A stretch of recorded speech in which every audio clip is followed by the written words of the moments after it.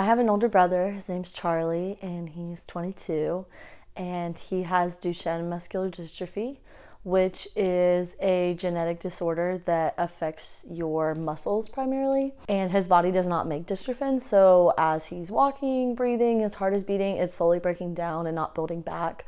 I'm definitely a very anxious person, and if I really sit and think about it, my anxiety definitely stems from the fact that my brother has a terminal illness that is progressing slowly and will at one point, be very, very bad and very hard to watch. And I think knowing that I have that hanging over me, and I always have since the time that I was like really cognizant as a child, definitely I think puts me in a state of anxiousness.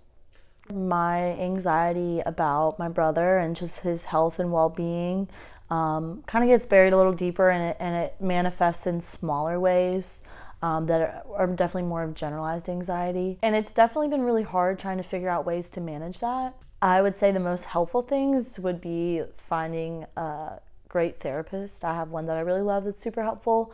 I would also say that the friends that I have and the family that I have are very understanding, and the more open I am, the more helpful they are.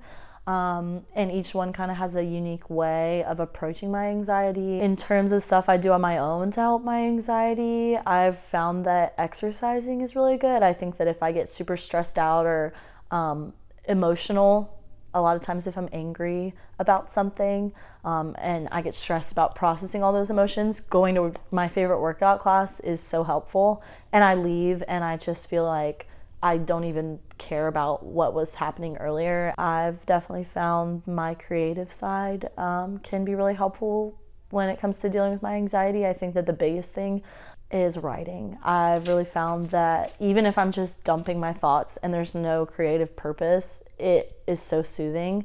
And sometimes if I have an emotion that I've been dealing with for a long time and I think of a creative way to channel that, whether it's like a poem or a narrative I want to write or something like that, that's a little more directed, those can be really helpful. But even just like dumping at the end of the day, writing down my thoughts really helps too.